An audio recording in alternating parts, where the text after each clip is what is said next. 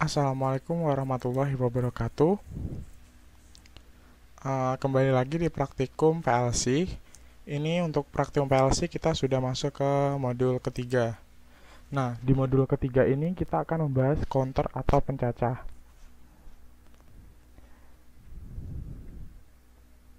Ya, counter atau pencacah. Counter atau pencacah dalam PLC itu merupakan sebuah instruksi yang berguna untuk menghitung naik ataupun mundur sebagai pulsa sinyal digital atau jumlah digit hingga mencapai batas tertentu.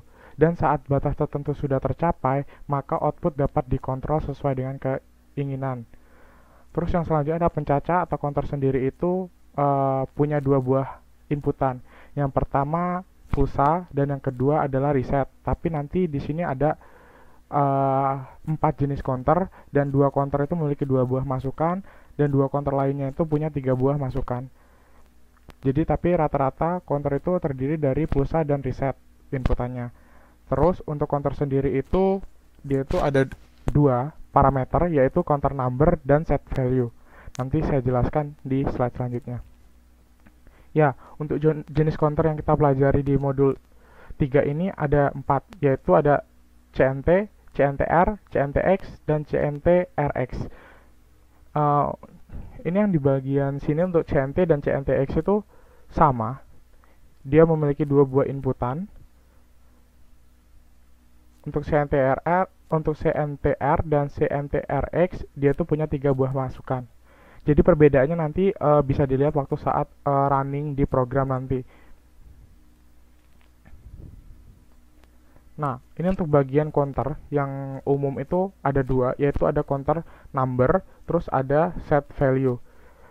Di sini itu untuk counter number sendiri itu berbeda-beda ya tiap jenis PLC. Ini yang saya ambil dari jenis PLC CP1E. Untuk CP1E itu kita bisa menggunakan sebanyak 256 counter, yang mana dimulai dari C0 sampai dengan C255.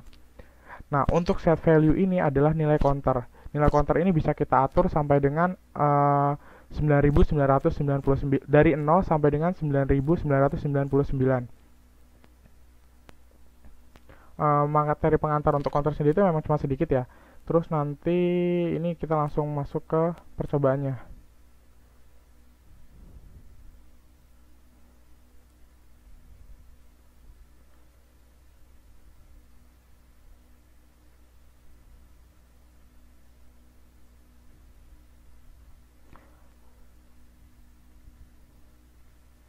Kita masuk ke percobaan pertama.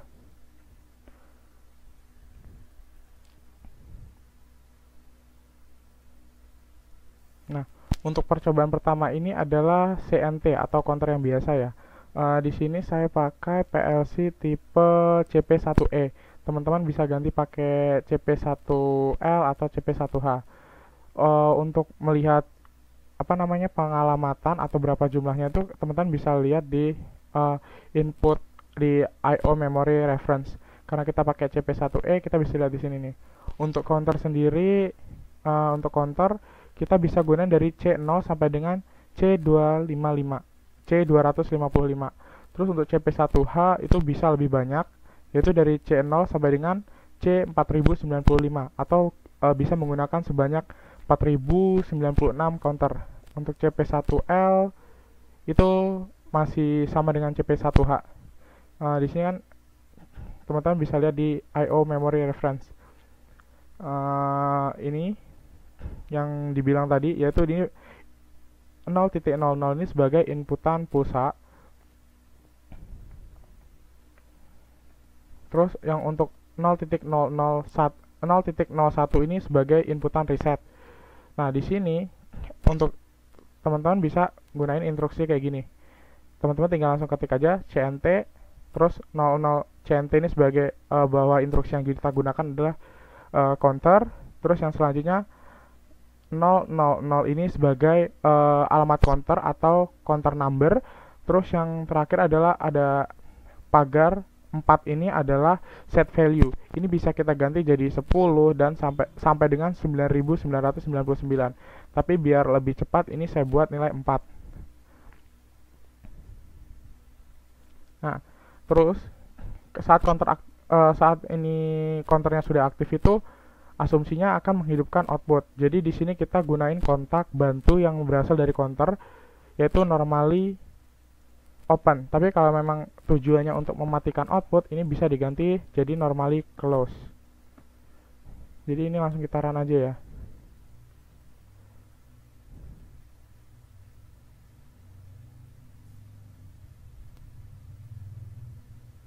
Nah, ini udah di run. Ini kan cara kerjanya counter itu gimana sih? Kita harus on off sebanyak yang di set value. Ini kita mulai ya.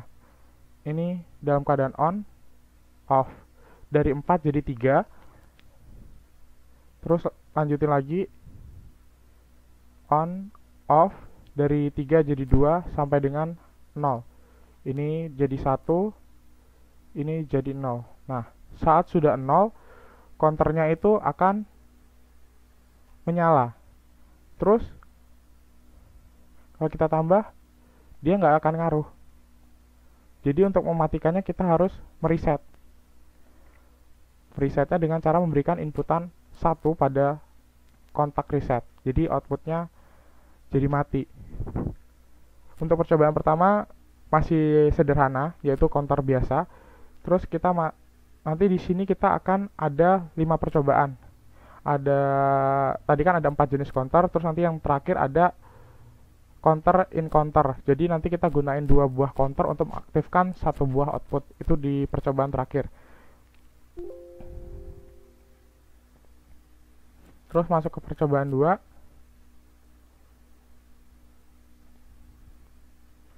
Percobaan kedua kita udah sudah gunain 3 buah inputan ya. Untuk penulisannya masih sama ya. Kita tinggal ketik CNTR sebagai nama instruksinya, terus alamatnya, terus juga set value-nya. Nah, untuk yang di sini tuh bedanya nanti ada perbedaan yang sangat signifikan dibandingkan yang tadi, karena di sini inputannya ketambah 1 buah kontak. Jadi untuk ini kita bisa lakuin yang cara yang sama ya. 1, ini naik ya. Ini modelnya naik. Tadi kan dari 4 menuju 0, kalau ini dari 1 menuju ke 4. Tapi nanti jadi 0 lagi. 2, 3, 4, jadi ke 0, baru dia mau hidup di outputnya. Terus kita reset. Kita gunain inputan yang kedua. Ini fungsinya juga pulsa. Tuh, dia langsung aktif karena dia sudah mulai dari 0. Tapi kalau counternya dari 4, nanti dia bakal berubah lagi. 3, 2, 1. Nah, ini udah 1, ini kita naikin lagi bisa jadi 2. Terus ini kita turunin lagi. Jadi di sini makanya ada namanya reversible counter. Jadi dia bisa naik maupun bisa turun untuk mengaktifkan si counternya. Jadi ada 2 cara, yaitu dengan menambahkan atau mengurangi.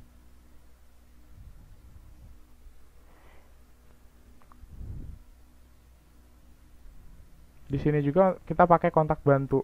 Kontak bantunya itu cara nulisnya masih sama ya, kayak timer. Kita tinggal tulis C sebagai inisial counternya, terus 00 ini sebagai dari alamat counternya.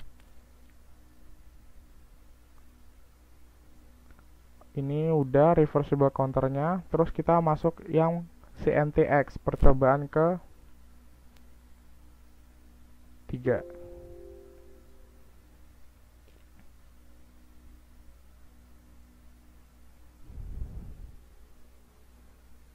Untuk percobaan ketiga kita balik lagi ke 2 buah inputan. Yang pertama ini set dan yang ini resetnya, atau ini maaf, ini maksudnya 00 ini pulsa, 0.01 ini sebagai resetnya. Outputnya masih sama, kita pakai 1 kontak bantu dari si counter. Ini kita simulasi.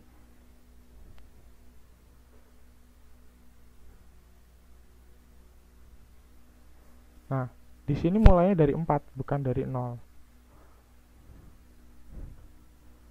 Ini kita 1, 2, 3, 4. Dia pas 4. Terus ini terus kita tambahin lagi, dia nggak akan ngaruh.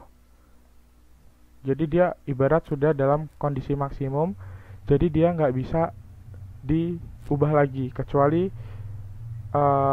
di reset. Kalau di reset dia akan kembali ke keadaan semula.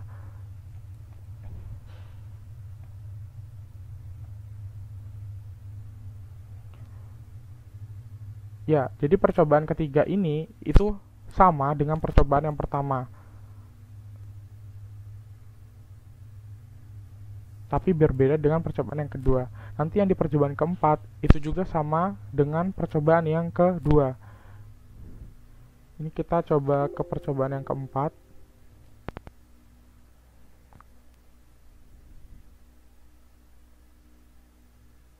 Ya, di percobaan keempat ini kita gunain 3 buah masukan lagi, 3 buah inputan. Masih sama, pulsa, yang ini pulsa, yang ini pulsa, dan yang ini juga reset. Yang ini C00 ini kontak bantu.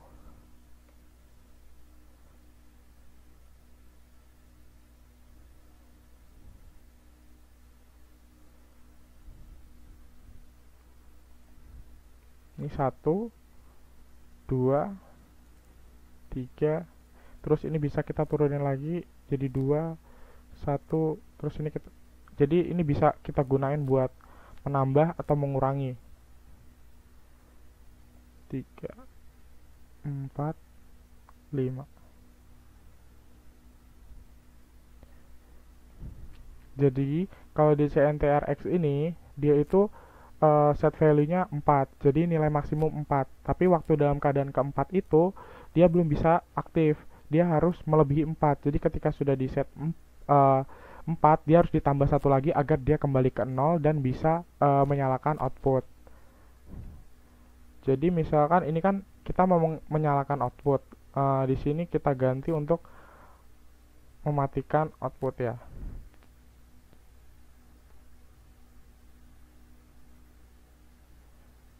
Ini kita reset dulu karena tadi masih bekas yang tadi, jadi counternya masih aktif. Tanda counter masih aktif itu dia nih, garis hijaunya itu mengelilingi si counternya. Ini tanda kalau si counter ini aktif. Nih kalau counternya mati itu dia tidak ada apa ya, garis hijau mengelilingi si counternya. Nah, ini kondisi awal seperti ini ya, karena ini kan sisi tegangan, jadi tegangan diteruskan ke output karena kontak bantunya itu normally close. Jadi kalau kita mau mematikannya, kita harus mencapai batas tertentu atau set value-nya.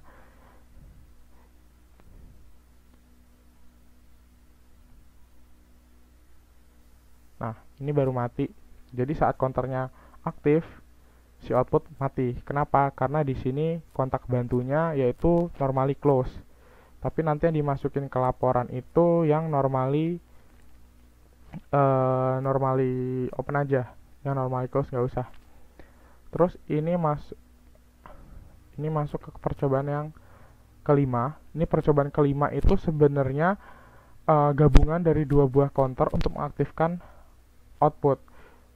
Jadi di sini ada nih, yang pertama ini ada counter biasa. Counter biasa ini counter CNT itu untuk mengaktifkan output 1. Tapi untuk output 2 itu diaktifkan oleh output si counter 2. Tapi counter 2 ini akan mendapat inputan dari counter 1. Jadi akan berkesinambungan. Ini kita coba ya.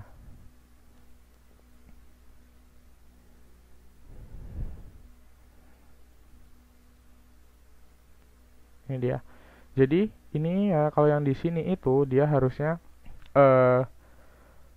input ini akan mengaktifkan output, maksudnya untuk mengaktifkan si counter 1. Nanti saat counter 1 sudah aktif, berarti counter kedua ini akan menghitung juga 1. Jadi di sini counter 2 nilainya set value-nya saya lebih kecilkan dibandingkan yang di pertama karena biar nggak terlalu lama.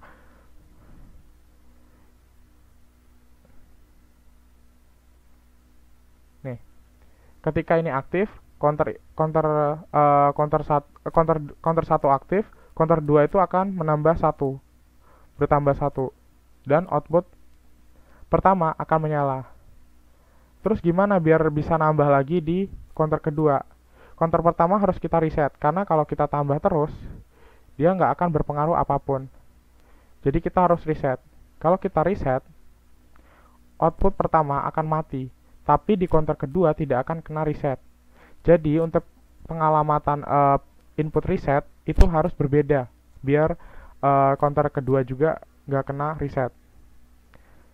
Terus kita ulangi lagi karena set value-nya 2 ya, jadi kita harus dua kali mengaktifkan counter 1 untuk mengaktifkan counter 2. Nah, ini dia. Setelah counter 1 sudah mencapai set value, berarti counter 2 juga dapat inputan karena counter 1 sudah aktif. Dan output kedua juga bisa menyala berbarengan dengan output yang pertama. Terus untuk matiinnya itu harus masing-masing. Jadi kita nggak bisa mematikan secara bersamaan. Nah, untuk timing diagramnya tuh sebenarnya mudah. Ini saya berikan contoh di yang percobaan pertama ya. Ini saya buka dulu percobaan pertama.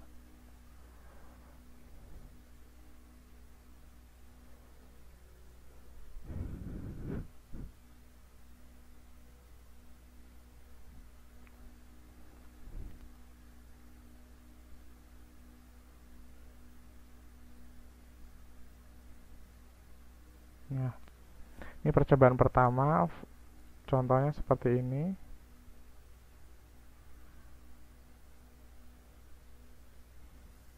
Di sini kita punya dua buah inputan, 00, 0.00, yang kedua adalah 0.01, udah sama ya. Terus outputnya, coilnya beralamatkan 100.00, udah sama ya. Terus di sini kita kan harus 4 kali ya. Ini kita run dulu. Ini pelan-pelan. Ini keadaan pertama on off. On off yang pertama di sini. Terus selanjutnya yang kedua. On off kedua yang ada di sini. Terus yang selanjutnya yang ketiga. On off lagi di sini yang ketiga ya. Terus saat yang keempat dia aktif kan, outputnya aktif. Baru ini saat on ya, ini kan naik, berarti si output juga ikut naik. Kalau waktu ini si 0.00 dimatikan, output terus jalan ya, tetap hidup, outputnya tetap hidup. Terus sewaktu-waktu si reset kita nyalakan on, dia outputnya juga ikut mati. Jadi saat si reset ini dalam keadaan on, si output langsung mati. Jadi di sini berbarengan. Terus baru kita ini dan kembali ke keadaan semula.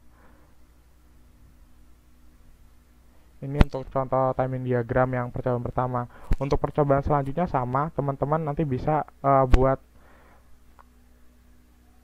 timing diagramnya itu sesuai yang ada di simulasi.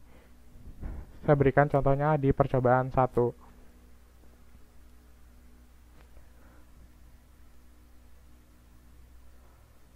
Terus untuk format laporan. Nah, kita format laporan seperti biasa ya. Ini ada judul modul, nanti di pojok kanan diberikan tanda tangan ya. Terus ada nama, NIM, kelas, dan sebagainya. Terus di sini tujuan, alat bahan, terus hasil praktikum. Hasil praktikum itu nanti kita punya 5 percobaan. Percobaan pertama itu CNT, terus percobaan kedua itu CNTR, terus percobaan ketiga itu CNTX, percobaan keempat itu CNTRX, dan percobaan yang terakhir, percobaan kelima itu CNT in CNT. Jadi di sini nanti C1 itu nama percobaannya, terus C11 itu ladder diagramnya berupa screenshot, terus nanti C12 itu timing diagram. timing diagram itu boleh di screenshot, boleh juga digambar tangan. Tapi kalau digambar tangan menggunakan penggaris. Untuk timing diagram tuh teman-teman bisa buatnya pakai Excel seperti ini. Jadi tinggal main border aja, lebih memudahkan. Terus untuk analisa, analisa itu dipisah. Jadi tiap percobaan, bukan keseluruhan. Jadi D1 analisa percobaan CNT, D2 analisa percobaan CNTR, dan seterusnya. Untuk tugas juga nanti sudah dilampirkan.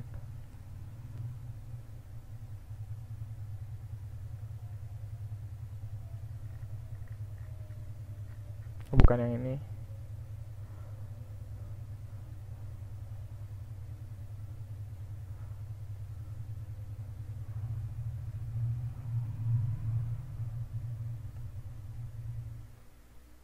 Ya, tugasnya nanti di file terpisah ya, bukan yang di modul. Nanti ada juga di psikologinya. Jadi tiap kelas beda-beda. Ini untuk kelas A dan D tugasnya ini ya. Terus udah diberi catatan untuk counternya yang digunakan adalah 2 buah, terus 1 buah timer dan 1 buah coil atau outputnya. Terus untuk kelas B dan E diberi catatan juga sudah diberi catatan juga, yaitu menggunakan 3 buah counter, 1 buah timer dan 1 buah coil. Untuk kelas C dan F itu ini ya, counter, timer, coil. Jadi satu-satu. Terus di sini juga udah dikasih tabel input output biar memudahkan teman-teman. Terus ini yang buat internasional, tugasnya juga. Tugas internasional tuh sama dengan tugas kelas A dan D.